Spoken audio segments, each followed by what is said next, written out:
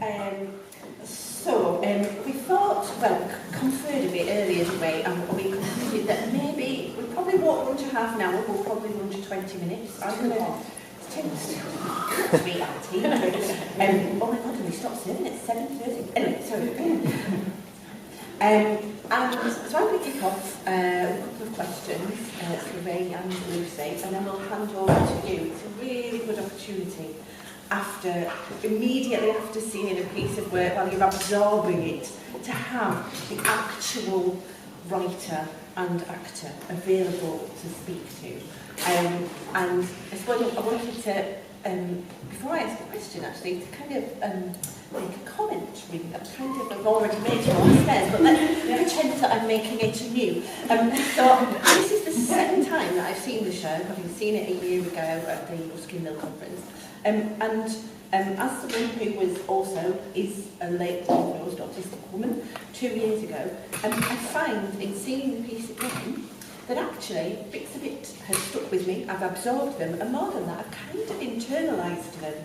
I'd say that The Duck as a show is one of the not many sources available that now make up my identity as an autistic woman, and I think that that's... you can't really cry now.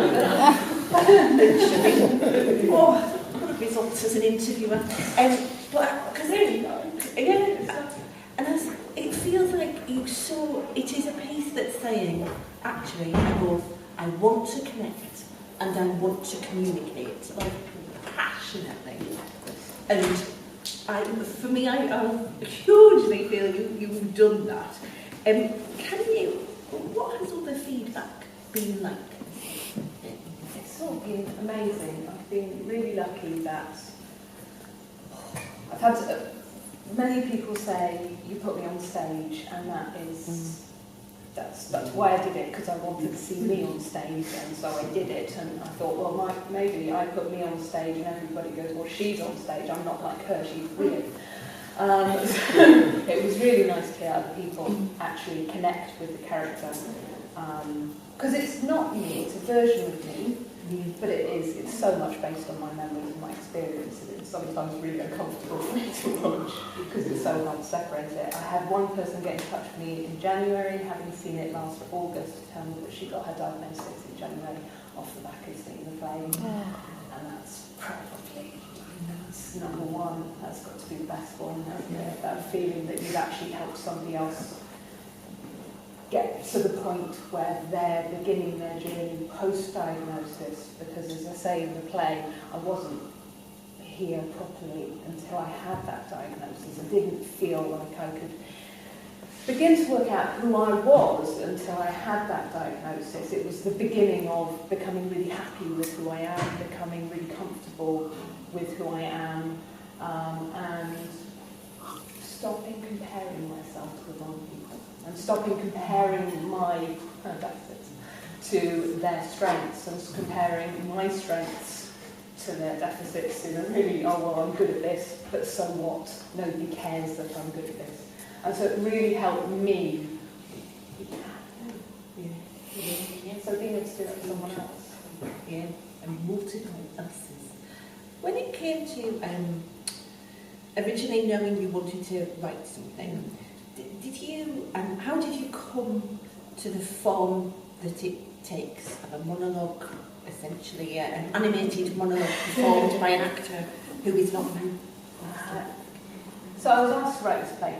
So I knew the director, and she knew Lucy, so she was a sort of connector, and said, I've got this amazing actor who I want something for. I've read your writing about autism. Would you be interested in writing a play about autism for her to do as a one-woman show? So, yeah, that's quite straightforward there. I said, well, I haven't written a play before. I'm a poet. I write about autism, but I don't know how to write a play. But she'd asked me for it, so I did what I do, and I sat down, and with hyper-focus, I wrote it in 2 days. And I say 2 days, my youngest at that point was 2, so I had an hour and a half each afternoon in which to write. So I wrote it in 3 hours. And we then worked on it together. I met Lucy. I was so relieved she wasn't an awful actor. that moment of sort of handing over my baby or these words to Lucy and going, here you are, please don't be crap. That's what I was saying. She was amazing, she was brilliant. And then Lucy and Jo, our director, turned it into this. There was none of this. It was just words, it was just this monologue. And it said everything I wanted to say. It's covered lots of themes that I wanted to deal with, sort of idea of labelling being a terrible thing. When we do it, regardless. Whether it's good or bad, we're going to do it anyway. It's much better to have the right ones than the wrong ones. And the idea of language, because I am, you said about communication, that's actually my special interest. People are also my special interest, but communication, I studied English literature at university, despite the fact that I was very much sort of maths and science minded, because I wanted to work out how people work. So I wanted to learn the subtext, I wanted to work out exactly what people mean when they're saying things, and I wanted to study that in great detail, and so I went down to university trying to work out what the hell people mean when they're saying things, without any idea that I was autistic. I just wanted to understand, desperate drive to understand, and to communicate and to conquer communication. If I can be the best writer, if I can do it in such a way that I can communicate things, and because I took such an interest in that, it turned out actually I'm quite good at communicating things.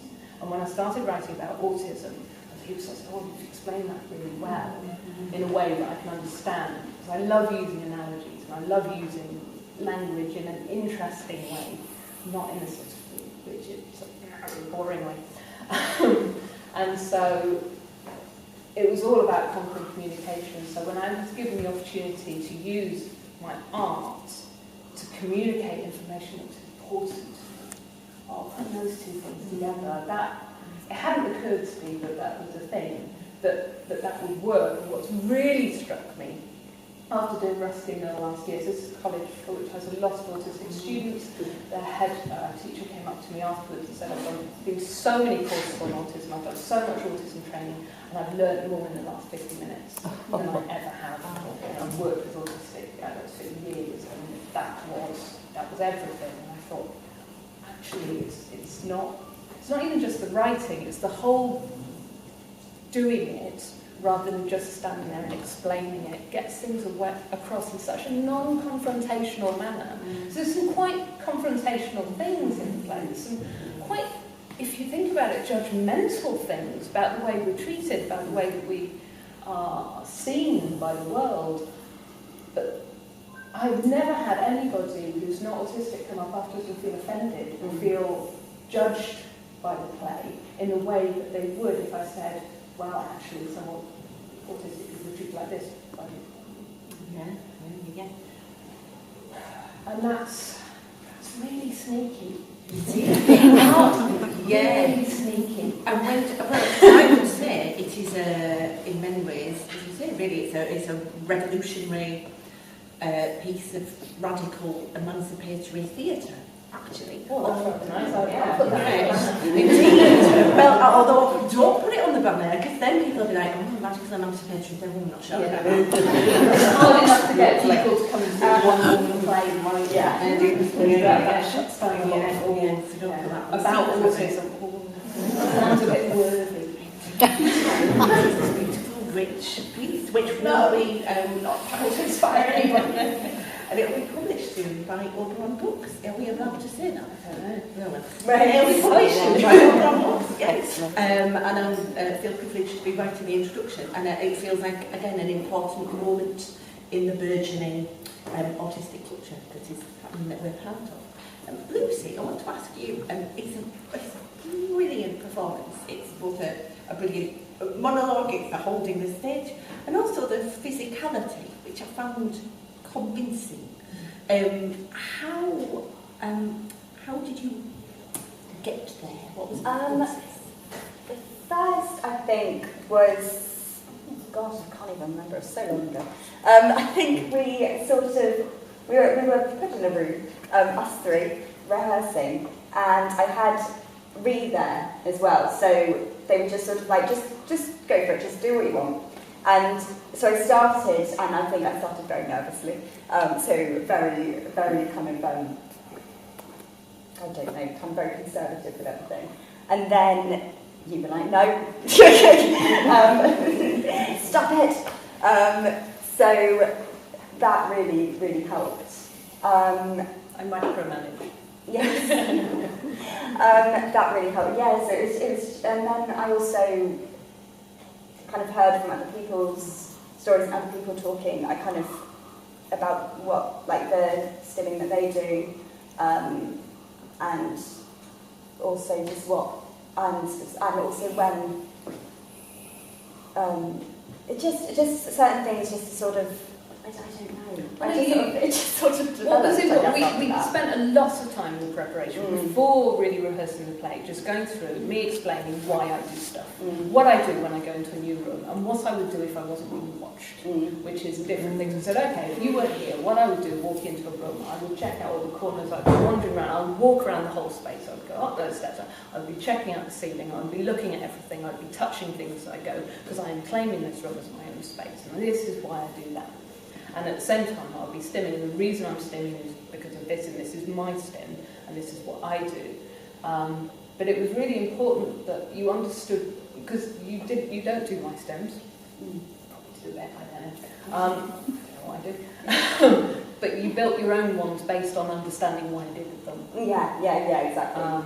And you're not neurotypical, although you're not autistic. Lucy's dyspraxic and dyslexic, so she understands what it's like to be misunderstood and to not be able to do things other people can do really easily, and I have checked that it's all right for me to say that before. And so you get a lot of it. There's a lot of crossover there in certain things, but you really you wanted to understand why. And that's what so many people do when they portray autism. They're just doing behaviours. They're not getting what's behind it at all. And I think that was the difference. And also me being really mean. Just going, no, too graceful. Find your tension. I'm always tense. Everything is tense. If I pick something up, this is tensed against that. And find that in you. Stop being so pretty. And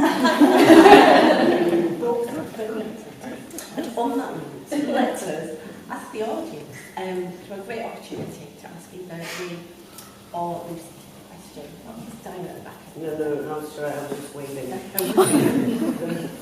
Oh, definitely. So I'm a special education teacher in California, and I find it really powerful that you claim the word autistic and that you use that to label yourself. Because as a teacher, we're really taught to use people first language and to say, oh, this is a child with autism.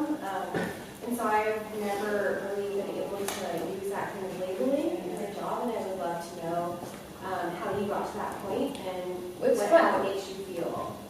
The thing is, because I'm a linguist, I mean, there's a lot of autistic people, particularly in Britain, we tend to say autistic generally rather than, we got away. It used to be that you were supposed to have autism. And the problem with that is it's sort of archaic. If you're having autism, you're keeping it separately so you can see the autism as the enemy. Yeah. Because you can't have a child who is autistic and have autism as the enemy, because then you have to attack the child. But if you separate it out and say they have autism, we can hate the autism, we can vilify the autism, we can try and cure the autism and tear the autism apart. But actually what you're doing there is you're criticising the autistic child. I am autistic. It's how I process the world. It's how my brain works. I couldn't separate it out from myself if I tried. I wouldn't want to try. It's very useful, hyper-focused. So for me, it's really important that I am autistic. It's an important part of who I am. And to say I have autism would feel as though I was being euphemistic, and I don't like euphemisms. I like honesty. It feels like you're trying to get away from the truth. You're trying to somehow separate yourself. I think, I know America is still. It's a little bit archaic. Yeah. I want to bring this back and share this with my colleagues and with my students. I think it's really important and empowering for them. Thank you. I think it is. I think it absolutely. Well, right, we've got the audience ending. We came here actually just for saying how relatable we found it to the about you, so now, because I was like, oh my god, what do you mean? Like, and the image was the same. It felt so raw. It's about identity and relatability, and it's. I think it's difficult because we see a lot of metaphors and analogies and stereotypes of autistic people on TV, but it's never representational in terms of what has really gone wrong. And this piece, for me, I know about identity and identity politics, identity and culture, and I believe that if we don't see ourselves no wonder we feel we're broken and deficit because we're in the medical world. So it's just more of a statement, really, that this kind of thing, if I saw that, if I saw it like when I was like 14, when I was big, like, I think that would have saved my whole arm, if I'm honest with you, because I would have understood myself, and because I have all of these still, they're still here, and they don't ever go away. So, very profound, and I think that these kind of things are quite healing for our community. They want to say they want to heal over yours. This is it, identity, peer-to-peer culture. So thank you, really. I was going to say one comment was painful in a good way, I think, and very relatable. And the other comment I wanted to make was I had at times to hold myself back with the paper and pens being so slow. I really wanted to join in, and I think the younger me would have done. I just wanted to join in, and I wanted to write the word projection when there is all the angry, arrogant, all of that. And I was just wondering if you were to be doing this performance and some young guy go out and start writing things. That would be brilliant. And there's so many labels that aren't covered.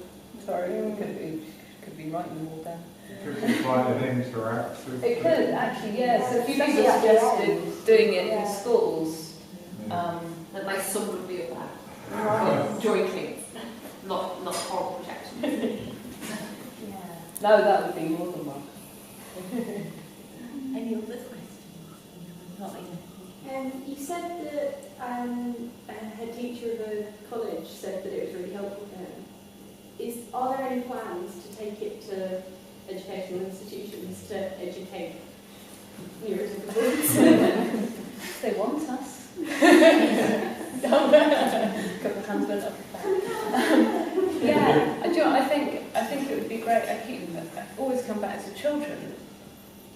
You know, I have 5 children, so I know them quite well. Children are both absolute gifts, and the kindest and most generous of all of us with their understanding. If you get in there with the information and you show them what things are. I mean, nobody is kinder than a child, or potentially me. They can be. I would really love to do that. I would really love to do that. Particularly for sort of teenagers who say 14-year-old. When I was asked to write a play, I wrote what I wanted to see. I wrote the person that would have changed things for me. I wrote the things I would have gone, oh God. Shit. Go to a doctor, go to a medical one. I wrote that reflection that I wanted to see because I couldn't see it anyway. And that was really important to me. I just wanted to echo as well what Agnew said, that if I had that when I was younger, it would be so helpful. Just that feeling like you're not alone. Because when you write something like this, there is always the risk that other people aren't going to connect with it. So for me, from an utterly selfish point of view, it's so lovely to hear that people connect to it. It's so lovely to hear, I mean, even painful bits, that it's so amazing not to be alone. I don't think that's selfish. Really feel that. Oh, there's lots of feelings. Feelings. I'm not a crier. This is a once a year. Enjoy it.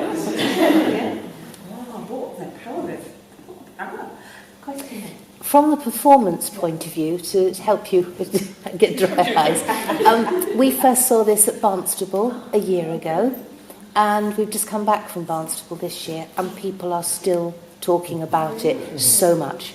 I did love Barnstable. Yes. It was so much fun, yeah. Yes, we loved you being there, so I thought you'd like to know. Thank you, that's amazing. Oh, wow, okay. Well done, you. Feels like literally everyone needs to see this somehow, however that can happen. Like, yeah. Right, let's walk to Q&A. All the feelings get in the way of stuff. I've got questions to ask in time to do stuff. Right, I think we probably realistically do have time for at least one more question. Depending on how much I run. There you go. So that's there, yeah.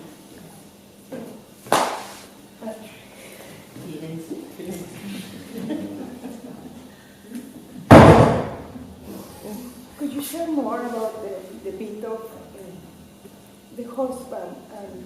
Because I am afraid of reaching. I don't want my husband to be my career. Can you share that? Yeah, I think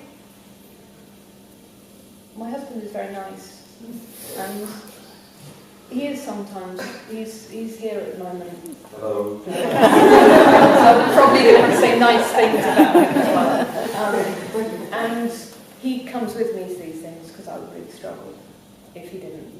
And there's lots of things he does to support me, but there's lots of things I do to support him in return. And I think when you're a husband and you're a wife, it's a reciprocal arrangement. You are supporting each other.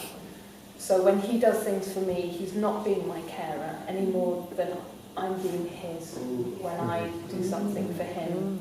And it's all about, I'm autistic and he's not, and we respect each other's needs. There's times when he needs to talk to me about something and I'm a bit tired, and I'll give him my time, or I'll say, can't do it now because I won't take in any information right now, my brain is completely gone, but give me half an hour and I will come to you and say, talk to me.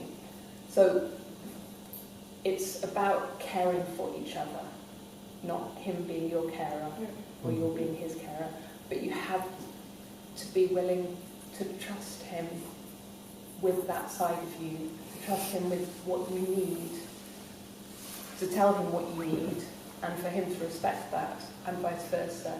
And that's a huge thing, you know, being honest with somebody and saying this thing that other people find really easy.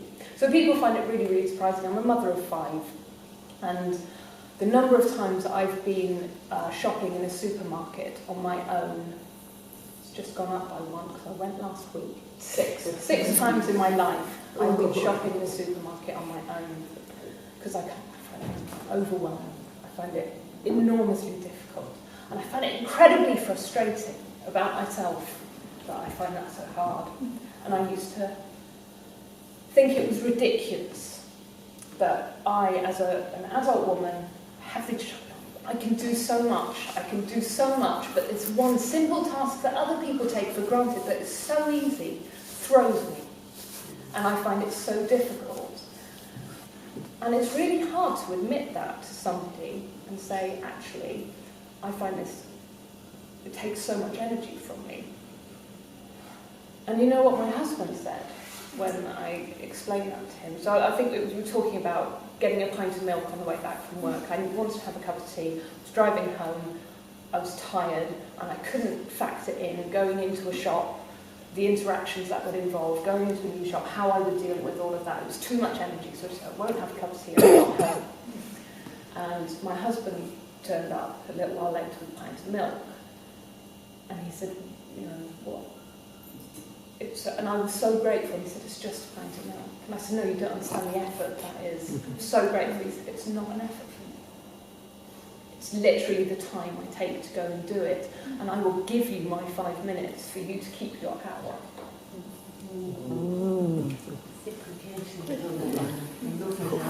It's only a final point. I was just going to try and agree that we do have to help him with, and he's a person with neurotypicalness. He can't help that.